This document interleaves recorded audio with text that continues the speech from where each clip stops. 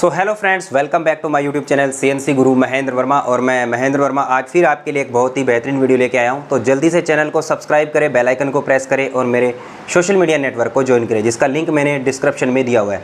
तो दोस्तों, आज का वीडियो बहुत ही इंपॉर्टेंट है। तो आज के इस वीडियो के अंदर मैं आप लोगों को बताऊँगा कि अगर रेडियस का एंड पॉइंट नहीं दिया गया हो तो एक्स की वैल्यू कैसे ज्ञात करेंगे। तो दोस्तों, ये वीडियो मैंने पहले भी बनाया था, लेकिन उस वीडियो के अंदर कुछ कैलकुलेशंस में कुछ प्रॉब्लम्स हुई थी। तो जैसे कि आपको पता ही है कि मैं खुद ही वीडियो शूट करता हूं और खुद ही एडिटिंग करता हूं, तो थोड़ा बहुत जो है वो एक मिस्टेक हो गया था वीडियो में। तो मैं ये इस वीडियो को दोबारा से शूट कर रहा हूं ताकि आप लोगों को जो है वो मैं एक सही जानकारी दूं और गलत जानकारी नहीं दूं, इसलिए जो है वो मैं आप लोगों से माफ़ी चाहता हूँ। तो दोस्तों, ये वीडियो आपके लिए बहुत ही इंपॉर्टेंट है। इस वीडियो के अंदर मैं आप लोगों को बताऊँगा कि अगर आपको रेडियस का जो है वो एंड पॉइंट नहीं दिया गया हो, तो देखिए यहाँ से रेडियस स्टार्ट हो रहा है। ये एक ड्राइंग है, यहाँ पर आपको बता रहा हूँ कि ये रेडियस का स्टार्ट पॉइंट है यहाँ से। और सबसे पहले इस पूरी ड्राइंग के बारे में बताऊँगा आप लोगों को कि ये ड्राइंग किस प्रकार से है। हमारे पास में एक सॉलिड जॉब है, उस सॉलिड जॉब में से हम लोगों को ये वाला पार्ट बनाना है, जिसका डायमीटर है जॉब का 50 का, और आगे यहाँ पर जो है वो R20 लग रहा है। और ये जो रेडियस लग रहा है, जो ये आर्क लग रहा है, ये जो इसका डिस्टेंस दिया गया है 9 mm का। तो ये जो रेडियस है, इसका जो एंड पॉइंट है ना, यहाँ पर जहाँ पर ये जाकर के रेडियस कंप्लीट हो रहा है, यहाँ से इसे रेडियस काट के जाएगा, यहाँ से कंप्लीट हो रहा है, यहाँ का जो एक्स की वैल्यू है, मतलब यहाँ का जो डायमीटर है, ये हमें मालूम नहीं है।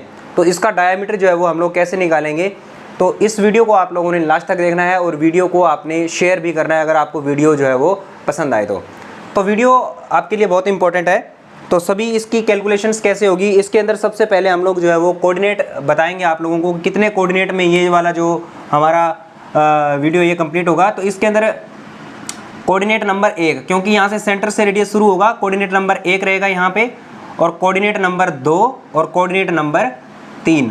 तो सबसे जो इंपॉर्टेंट कोऑर्डिनेट है वो हमारा कोऑर्डिनेट नंबर 2 है, क्योंकि इस कोऑर्डिनेट के ऊपर हमें जो है वो एक्स की वैल्यू पता नहीं है।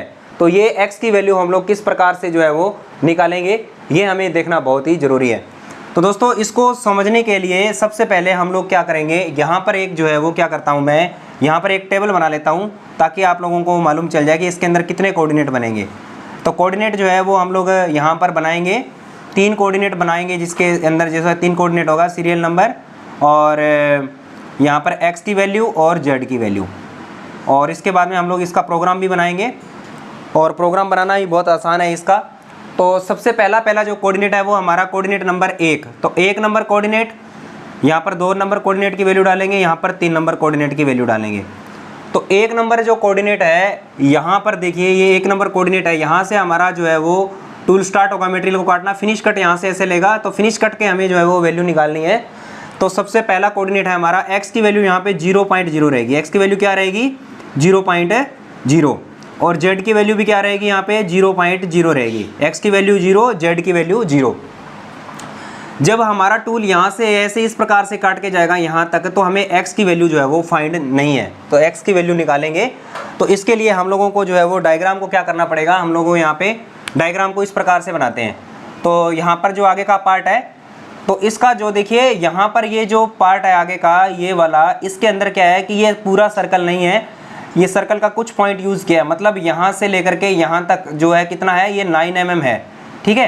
तो हमें जो है ये इतना जो है वो हमें 9 mm जो है वो यहाँ पे दिया गया है। तो ये यहाँ से इसकी डिस्टेंस 9 mm की है।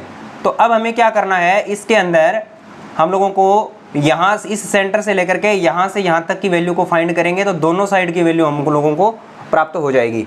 तो इसके लिए हम लोग क्या करेंगे, एक सर्कल बनाएंगे इस प्रकार से, इस प्रकार से एक सर्कल बनाया, और सर्कल का जो सेंटर पॉइंट है वो यहाँ पर है।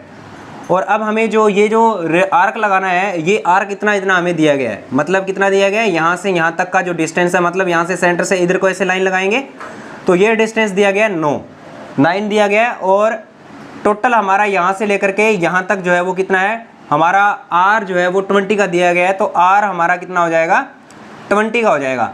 तो यहाँ से जो है वो यहाँ तक कितना है, ये टोटल 20 है, और 20 में से 9 mm ही हम लोगों ने क्या किया है, इसको यूज़ किया है।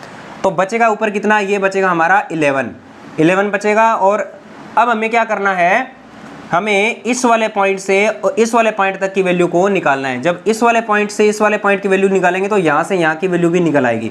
जब एक साइड का निकलेगा तो दोनों साइड का अपने आप निकल आएगा। मतलब यहाँ से यहाँ की वैल्यू को हमें निकालना है, ठीक है। तो इसके लिए आप लोगों को क्या करना है, सिंपल सा है, आपको इस वाले पॉइंट से आपको इस वाले पॉइंट तक मिलाना है। ऐसे ऐसे मिलाएंगे तो आपको देखिए हमारी इस वाले सेंटर से यहाँ तक जो हमारा जो आर है, आर हमें 20 का दिया गया, तो ये हमारा 20 रहेगा। ठीक है, तो हमारे पास में इस प्रकार से क्या बन गया, इस प्रकार से हमारे पास में एक ट्रायंगल बन रहा है। इस प्रकार से क्या बन रहा है, एक ट्रायंगल बन रहा है, जिसके अंदर हमें क्या दिया गया है, हमें यहाँ पर ये 20 दिया गया है। तो ये हमारा कर्ण हो गया 20 का, और यहाँ पर ये यहाँ से लेकर के यहाँ तक ये है हमारा 11। ठीक है, तो मतलब लंब और हमें कर्ण फाइंड है, ये हमारा जो कर्ण है ये हमें फाइंड है। तो हमें क्या ज्ञात करना है, अब हमें आधार ज्ञात करना है। तो इसके अंदर सिंपल सा वही फार्मूला लगेगा आपका, ये आधार ज्ञात करेंगे तो पाइथागोरस वाला फार्मूला लगेगा इसके अंदर।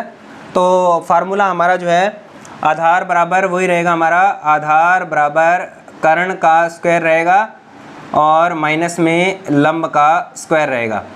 ठीक है, तो ये हमारा फार्मूला रहेगा। इसके अंदर हम लोगों को क्या करना है, सबसे पहले देखो 20 का स्क्वायर करना है हमें।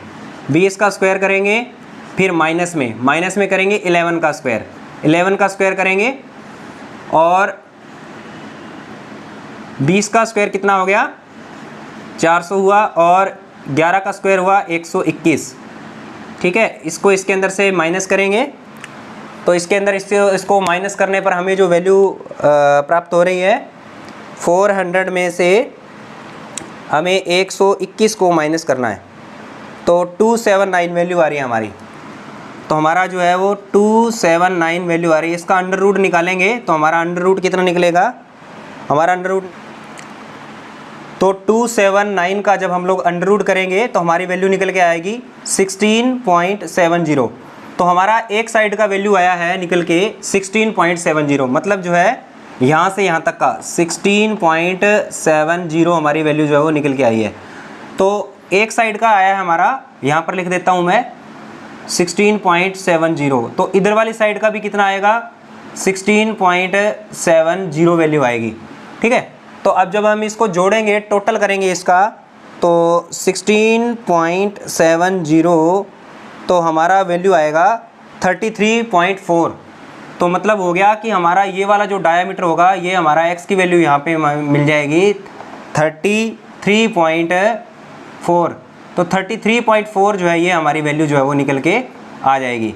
ठीक है, तो यहाँ पर हमें x की वैल्यू जो है वो फाइंड हो गई है, तो 33.4 आपका वैल्यू निकल के आएगा। तो यहाँ पर जो है वो एक नंबर कोऑर्डिनेट से चले हम लोग 2 पे, तो वैल्यू हमें पता चल गई है 33.4।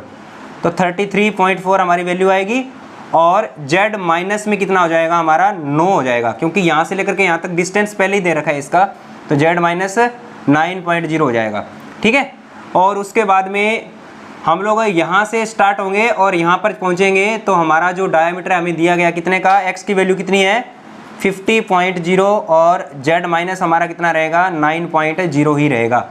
ठीक है, और यहाँ से यहाँ तक जब हम लोग जाएंगे तो यहाँ पर हमारा जो है वो रेडियस लगेगा कितने का, हमारा रेडियस लगेगा 20 का। तो सेकंड वाले कोऑर्डिनेट के अंदर हमारा जो रेडियस लगेगा G03, मतलब कोऑर्डिनेट हमारा जो है वो यहाँ पे काउंटर क्लॉकवाइज रेडियस लग रहा है, तो G03 में जाएगा, और हमारा जो है यहाँ पे R कितने का लगेगा, इसके अंदर 20 का R लगेगा। तो हमें जो है वो इसके कोऑर्डिनेट जो है वो हमें प्राप्त हो गए हैं। अब इसका प्रोग्राम बनाएंगे G71 में। तो G71 के अंदर देखिए हम इसका प्रोग्राम कैसे बनाएंगे, बड़ा ही सिंपल है। G71 का मतलब होता है stroke removal OD and ID का। तो stroke removal and OD and ID के अंदर हम इसको बड़े आसान तरीके से जो है वो इसको बना सकते हैं, तो काफ़ी इम्पोर्टेंट है, तो इसको लास्ट तक देखते रहिए। अब हम इसको प्रोग्राम बनाते हैं G71 के अंदर। G71 का कोड का मतलब होता है stroke removal OD ID। OD and ID दोनों में जो है वो काम करता है। अगर आपके पास में ज़्यादा स्ट्रोक है तो आप OD एंड ID में इसका वीडियो जो है, इसका प्रोग्राम बना करके इसका पार्ट बना सकते हो। तो O1 2 3 4 से इसका मैंने प्रोग्राम स्टार्ट किया। N1 सीक्वेंस नंबर आएगा, यहाँ पे G28 डालेंगे, U 0.0 W 0.0, tool number 1, offset number 1। उसके बाद में हम लोग यहाँ पे डालेंगे G97 स्पिंडल स्पीड डाला मैंने 1000 का, और M03, ठीक है, स्पिंडल रोटेशन एट क्लॉकवाइज। और उसके बाद में हम लोग यहाँ पे डालेंगे, यहाँ पे G21 G99 का कोड डालेंगे आपका mm डाटा इनपुट और फीड mm पर रिवोल्यूशन के लिए।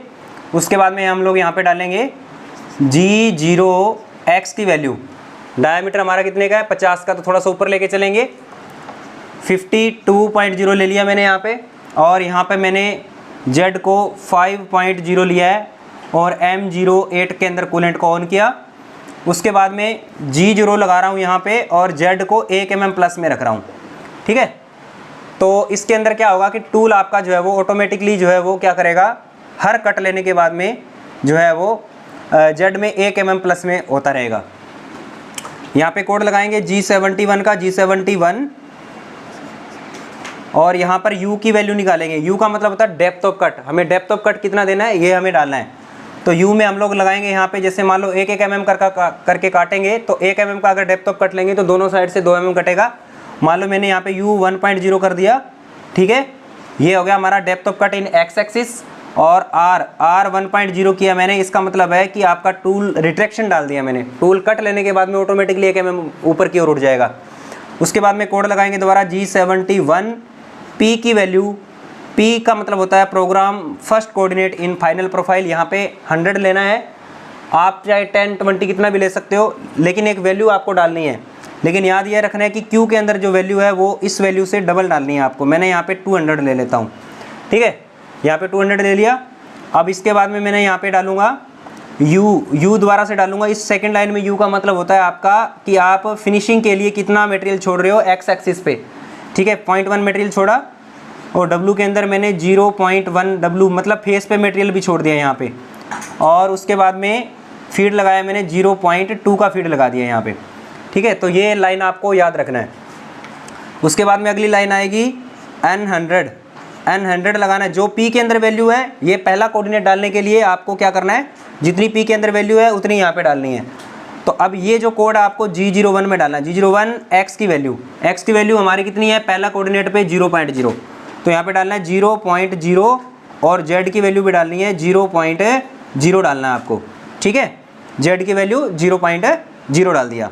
उसके बाद में आपको क्या करना है, यहाँ पे आपको लेना है G0 मतलब यहाँ पे दूसरा कोऑर्डिनेट आएगा G03, यहाँ से ऐसे जाएगा तो G03 में आएगा, तो G03 X की वैल्यू कितनी हो जाएगी आपकी 33.4, तो 33.4 हो जाएगा, 33.4 आपका जो है वो X की वैल्यू हो जाएगी। और Z माइनस कितना हो जाएगा 9.0, Z माइनस 9.0 हो जाएगा। और R आपको यहाँ पे लगाना है 20 का R लगाना है, 20.0 का R आप यहाँ पे लगाएंगे तो आपका रेडियस जो है वो 20 का कटेगा।